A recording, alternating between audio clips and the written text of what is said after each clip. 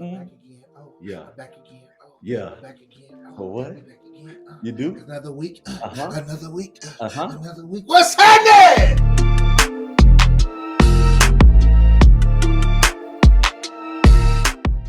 Let's get it going, man. Let's get it, man. We're so excited to be chopping it up with our guest today. Today we have a mental health and criminal justice researcher, expert. You feel what I'm saying? We got a charity lead for BurnX 2.0. I'm excited to hear about that. And we got our friend, Dr. Kaiser Shekha. What's up? What's up? Doc? How's it going? What's good, man? Got Chris and AG, Yes, sir. Dr. Shekha. In the building.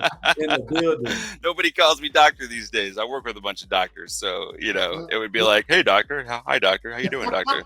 Well, look, today we probably gonna call you Doc a lot. That's all right. I'm down with that. So what's up, Doc? Tell us exactly what you do. Exactly what I do. I'm a father and a grandfather, and so I do a lot of that. And then, for work, I am a mental health and behavioral health and criminal justice reform policy analyst, basically. So, I do research for a state organization, a social services organization, looking at where the criminal justice system and mental health crises intersect and how my state can do better at that. Keeping people out of jail who have mental health conditions, who are suffering from substance use disorders, and keeping them out of jail, getting them into the right kinds of care, intercepting them basically before the police ever have to be called. What got you into criminal justice, Doc? Like what started that for you? That's a good question. I grew up in a fairly low income, kind of low income environment. So I saw a lot of my friends went to jail or were killed, whether from drug overdoses or from gang violence or, domestic violence. And I saw a lot of lives derailed, from that at a really young age. And I was just really fortunate that I had, two parents and two step parents that all loved me and want me to do well. And I had a really cool group of friends who, they always said things like, "You're the one who's going to grow up to go do something with your life," and they weren't exactly wrong about that. Although a lot of them are doing very cool stuff too. So, and then I grew up in a mixed race, mixed culture, mixed religion, extended family, and I felt like a ping pong ball, just constantly, sort of between cultures, not really knowing where I fit in. I grew up in sort of a bubble too with my mom, who's a white American. Actually did the art that you can see behind me here. Thinking that I was white, really, right? Like, I really just, my identity was that I was white, even though I knew my father. I grew up around my father, who's from Pakistan. But once I got out in the world, it really quickly reminded me that I'm not white. Shocker, right? Like, when people see me, when they meet me, when they see the name Kaiser Shekha, and they haven't heard me talk, that their expectations are so wildly different from the reality of who I am, that it pushed me towards wanting to be in social sciences. And then from there, it just sort of became a game of just figuring out what I was good at and what I was interested in. Very dope. Very dope. Find your passion, man. Find your passion. You said some very key things. Number one, so I do have a clothing brand, but I'm attached to Pakistan. So it's amazing you said that. And so how it kind of started was I got the clothing from there, and then I started to kind of build a relationship with those people. And it made me want to learn more. And when I tell you, like, we talk like we're family, they check on my kids. That's cool. It's like a daily relationship where we just sending messages back and forth. So, just amazing. And the culture is amazing. And I learn more. It makes me want to keep asking questions because we're so force fed the news. And so and they'll ask us like, how do you feel about like when Donald Trump was president? And we'll go back and forth. And it's really amazing, man. So I thought that was a good thing. So segueing into like your childhood, you had obviously two different sides and trying to figure out where you fit in. Did you think that you had identity issues? And I ask that because I work with kids. I work with kids who do have identity issues, but they don't necessarily come from households with two different cultures in it. So it's kind of like they're just trying to figure out who they are rather than being pulled each way. So can you talk a little bit about that? Yeah, no, I mean, I still struggle with it, right? As the parent of, I married a woman who's half Mexican and half white, and she grew up in a very sort of similar ping-pongy kind of world. And our daughter is just, this beautiful child, right? And part of the American melting pot. And my identity issues as a child were really, really, I mean, it was just very clear that I was conflicted. I didn't know if I wanted to be Muslim or not. That was a big part of the identity crisis. And I think that a lot of kids can just identify with that in general, because you might grow up in a religious household, but not necessarily identify with that religion. It doesn't have to be that your other parent is a different religion from one parent. And my mom, so I grew up around a bunch of Christian people, obviously, right? And Muslim people. And my mom was always more of a kind of new age, follow your heart kind of person, which really was what I needed more than anything, more than somebody telling me I was doing stuff wrong or right. She was just telling me to follow where I wanted to be. So that was a big source of identity conflict for me. And then the other source of it was is in that transitional period between being a teenager and being an adult, is recognizing my brownness, right? My that my non-whiteness, and trying to come to terms with that, and trying to understand it and put it in ways that people could understand, and that I could understand. I was constantly being asked, like, where are you from? No, where are you really from? Right. And like that, from Irving, Texas, like right. I grew up within eye shot of the Cowboys stadium. So, it's, and then what really did it for me is, so when you grow up in Texas and you look like me, everybody thinks you're Mexican. I moved to South Florida, and everybody thought I was like Puerto Rican or Cubano or Dominican. And that's when I really started to sort of move from being this really conflicted person over these issues to somebody who was really accepting myself as a person of color. Right. And that phrase started to become used and popular. And something that I was educated on. The first time I heard the phrase "people of color," I was like, "Is this like a backhanded? Right. Is it an insult? Is it a slur? It sounds so close to a slur, right?" So, for sure. And I learned a lot about people sort of reclaiming language, right? To and that was, that's why I became a sociologist. Is I was culturally confused, completely, just didn't know where I fit.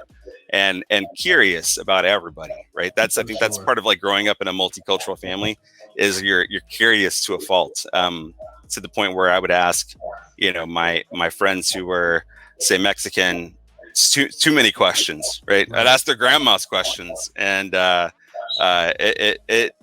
it did mess with me quite a bit. And I would just say to any kid who's out there struggling with identity issues is that the more that you can do things that make you happy and make you feel fulfilled, the more comfortable you'll become with your identity over time. And I think that's regardless of whether it's religious or race or sexuality or gender, or just, your education status, your career. Careers define people so much. Yes. And that was a whole other identity conflict that I went through. We all face those like identity crisis, man, at some point of our lives, man. And it's like, man, it's like a very challenging stage of your life, because you're trying to figure out, do I belong in this crowd? Do I belong in that crowd? Yeah. It's like, it's overwhelming, man. It can be very overwhelming, stressful. You can like mentally drain yourself, man. Because I've been through it. Like, dang, like I'm trying to be cool with these, with them, and then I got people over here like, where do I belong? And I'm getting tugged different ways, like. But once you stay that course and truly find your value, man, you can go anywhere in life with it, man. I agree. So like we all got to continue to work on it, man. A lot of people our age right now still trying to find that identity crisis, man. Literally. Yeah. Very much so. It's within your timing that you'll get there, you know what I'm saying, to the next level of your life, bro. And I feel like it's never ending in some senses, because it's like as you elevate, you start to kind of separate from stuff that you were used to doing, and then when your people are doing it, you're like, I gotta kind of separate from them if they're not on the, it's a rough transition, but it is. You know, and the kids, like I said, the kids I work with now, like I have kids that have this line where they would love to do better, but the bullshit that they've already been into, they can't get away from. And so it's like we sit down and like, okay, at what point do you get tired? Like just yesterday I had a conversation about, so this is being tired, and then in between is death in jail. And I said, you guys determine when you're going to get tired, but hopefully it comes before you die or go to jail. You know what I mean? And it's like, and that's part of their identity. And they were like, man, well, we don't want nobody to look at us a certain way. And it's like, who cares? Like it's not getting you anywhere, but putting your life on the line or putting your freedom on the line. So if you, they're going to do it anyways. You're right. Exactly. So that man, it's a hard adjustment. So, and that's with anything, because we're extremely inclusive on this podcast. So anybody having or dealing with identity issues, you know, I just pray that you work through them and be okay with being you, regardless of what the world says, regardless of how people feel. People are always going to say something, and it's just about just being you. You know what I mean? And that's what's important. When I was a teenager, I lashed out so hard at people around me, at my parents, you know, at my friends. And it did near the end of my life a couple of times. I was in a really bad car wreck when I was younger, and I, you know, continued to sort of do things that were self-destructive on into my 20s, and then real life sort of starts to remind you that you can't keep doing that. And that's, you know, so I would say that I'm still somebody who suffers from mental health problems, right? Like I still have anxiety and stress, and you know, I get depressed at times, especially if I get twisted up on something that happened a long time ago that I can't change now. Right. So I wouldn't say it ever goes away either, right? Like, and that's something you have to get comfortable with. Is knowing that you're not always okay. Right. And it's okay to not be okay. So you know what I mean? But you constantly work on that. Yeah. You know. Totally. And you know, I don't know if it's the same across cultures, but you know, in Pakistani culture, it's not okay to not be okay. It's, you know, it's very like machismo, sort of masculine. You know, we don't talk about our feelings; we just yell them out, and like that was what I grew up around, and so I really credit my wife, you know, my partner, for helping me learn how to articulate myself in ways that were more, you know, helpful and positive. And it's definitely cross culture. I think that pressure of being, and I think this really literally this is why we created this podcast, is because we're allowing people to, I don't want to say we're broken, but we're work in progress. You know what I mean? And I want you to be able to see that, because it's so much like macho. You can't be hard. You got to be so tough. When really most of those people are broken and they need help. And like you said, I think that's extremely important, is mental health doesn't go away, because a lot of the things that we suffer from, we can't change. Right. So it's a marathon. It literally is. It's learning how to progress forward while still dealing with it, but dealing with it in a way that is better for you. You know what I mean? And it's like, you know, like for me, most of my mental health came from my dad being murdered. I can't bring him back, so that's not something that'll never be able to be corrected. Yeah. But what I can do is learn how to allow myself to have those feelings. Number one, when I do want to cry. Right. But also learn how to motivate myself to keep moving forward. And this, like, even doing this is part of that. So I think that's extremely important on the mental health aspect. I never did really settle shit with my dad. It just sort of persisted until he died, and then that was it. And so, you know, what do I do to do better is I try to be a great father. I've got 4 stepchildren that, you know, I don't call them stepchildren except to explain to people. I've got 5 step grandchildren, but, you know, they call me Pop, and you know, and one of them loves me more than he loves Grandma, which is just the coolest. That's great. That's great right there. Yes. That's a win in life.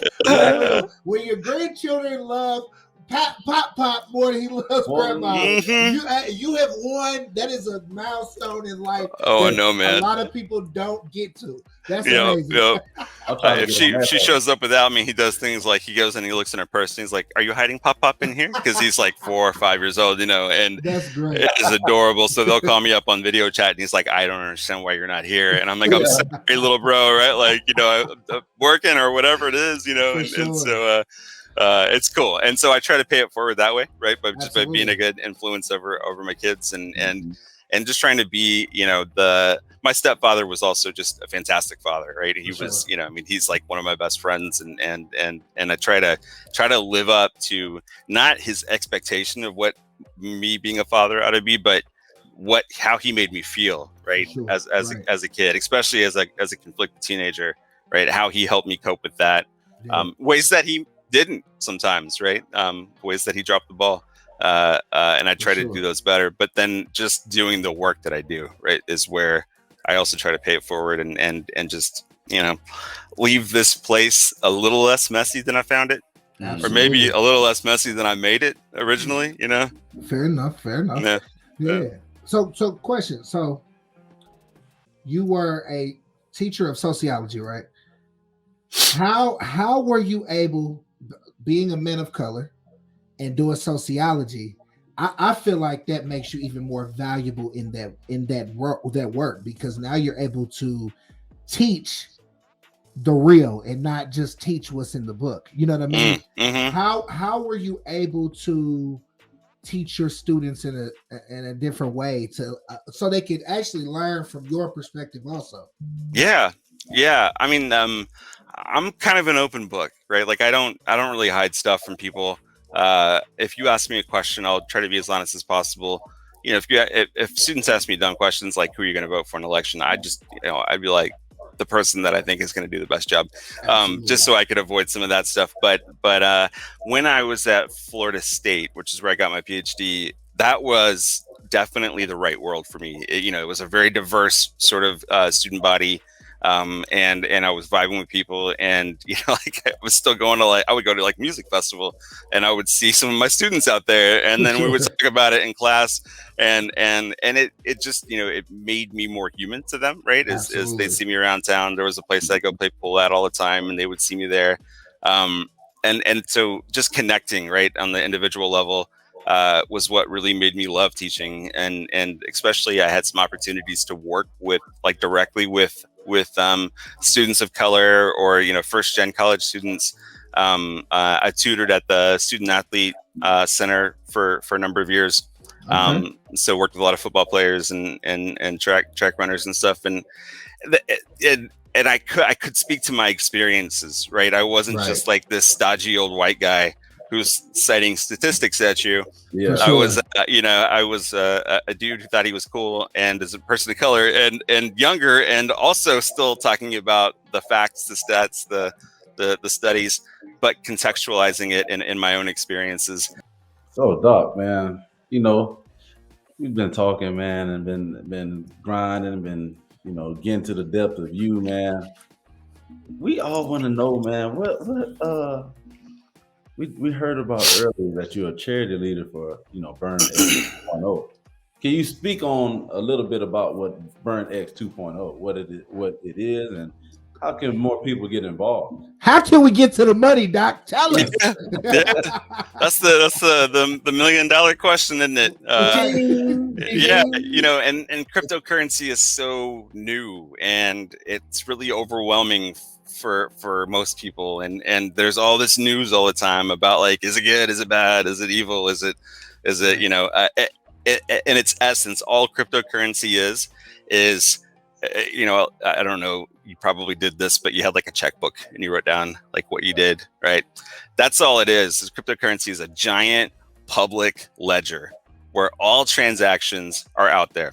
So I use a debit card every day, right? Like most of what I do, I tap to pay these days with my phone, and I don't even think about it.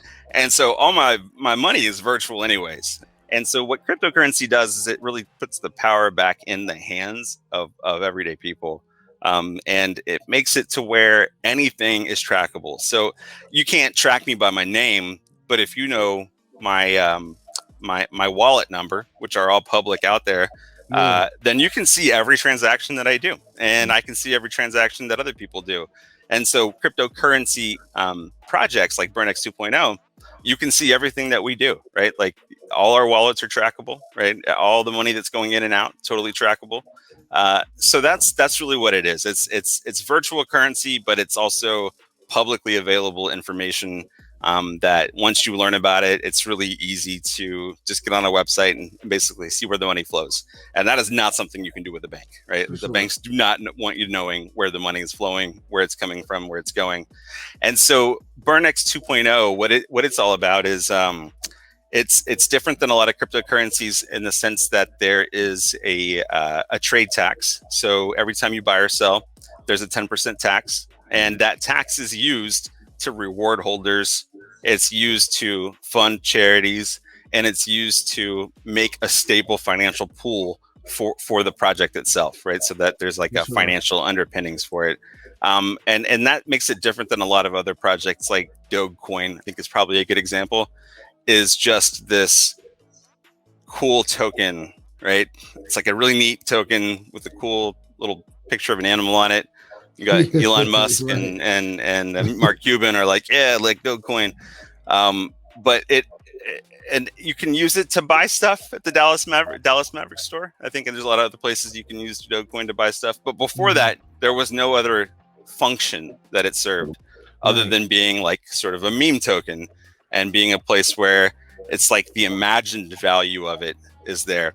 And BurnX 2.0 is different because we have a core utility, and those core utilities are rewarding people who already hold the token and funding charities. And that's the big the part that drew me in personally was knowing that I would be rewarded for being part of the project, but also knowing that I could help select where money was going to for charities, for nonprofit organizations. Right. And that's the really sort of innovative thing about BurnX is that it funds charities. And it's just really, cryptocurrency, the things that you hear about it are that it's like this really like hardcore free market experiment.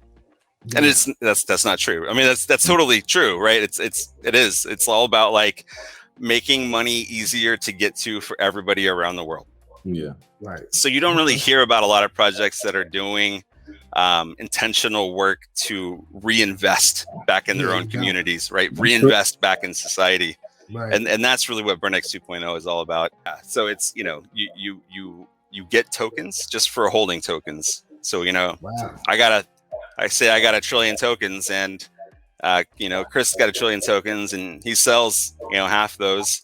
Well, part of that gets redistributed to everybody else who's still holding tokens. So I basically get some of those tokens. But then I sell, Chris still has tokens, and he gets basically some of the ones that I just sold. So you're always supporting the community of investors. Yeah. And that's the the other cool thing about BurnX, and just a big shout out to the investor community. They are so kick-ass. They care. We're on Telegram. We talk to each other all the time. We're constantly pushing each other to be better, right? To think about new and innovative ways to bring it out to more and more people.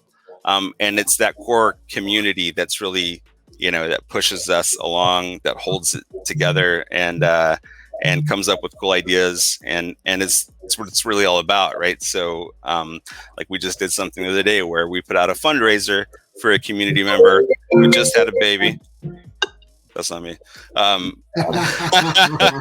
second, I thought it was. They just had a baby.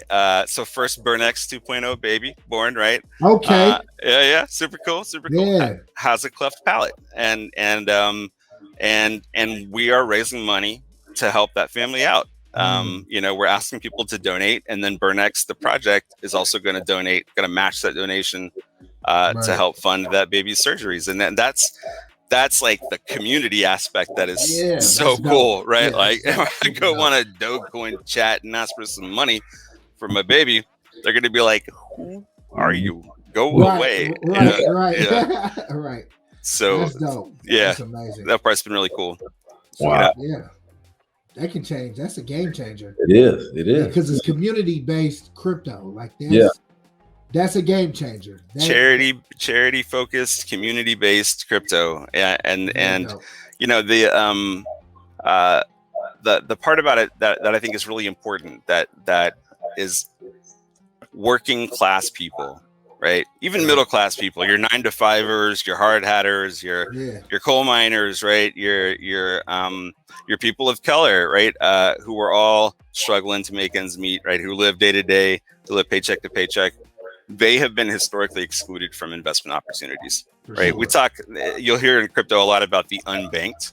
Well, I would really like to shift that narrative to the uninvested, right? People who have not just like been excluded from investment opportunities, but their lives have been divested, right? In a large way by society, by their governments, right? They get exploited by corporations, whatever it is. Those people are the ones that I really hope think about buying, not just BurnX 2.0, but a lot of different crypto. You want to have a diversified portfolio. But that's what the project wants to help, right? The charities that we're funding aren't charities that help Warren Buffett, right? They're charities that help feed people in Baltimore, right? Absolutely. That do flood relief in China, disaster relief, that feed kids, and that's what it's all about. So right now, if you're getting into crypto, you're an early adopter. Bitcoin's been around, and that's totally cool. Right. Even if you're buying Bitcoin right now, you're still an early adopter. So if you can take money every month and buy some BurnX, buy some Bitcoin, and buy some Ethereum, and do some research on some other projects and see which ones you might want to be part of, then you're getting ahead in ways that other people just aren't going to in 10 years, 15 years down the line. And you know, the fact is, like, big corporations, you know, national governments, rich people don't want you doing that. You know, they don't want 9-to-5ers being, you know, invested in some sort of opportunity where it's new, it's young, because the growth potential is so big. So that's why you see giant banks all of a sudden now being like, we're investing in crypto, right? Because they see the opportunity. And what you really want is people who are just working people, you know, families, you know, young people, investing in things like BurnX on a regular basis. I'm tapping in. I need it. Yeah, definitely need to learn to tap in, because my brother been telling me to tap in. You need to now. Like, you got me. You need to. Yeah. Get the trust app, bro. Take new levels, man. I'm letting you know now. I got you. I'm downloading as soon as we get off. I promise. Yes, you need to. You need to. Yeah. Listen, This has been extremely, number one, fulfilling. So I thank you. I want to say thank you for even allowing us, being vulnerable with us and coming into our safe space. It's all good. And there's so many people there were so many different messages in this, man. This was dope. Thank you, Doc, man. Yeah. No, I'm honored. I'm honored. For the information, for the knowledge, for all that you do, for getting past mental issues, man, mental health, man. And fighting the good fight. We appreciate you, brother. We appreciate y'all too. Yeah, this podcast is awesome. This is Brotherhood the Unveiling, another safe space moment. Let's get it!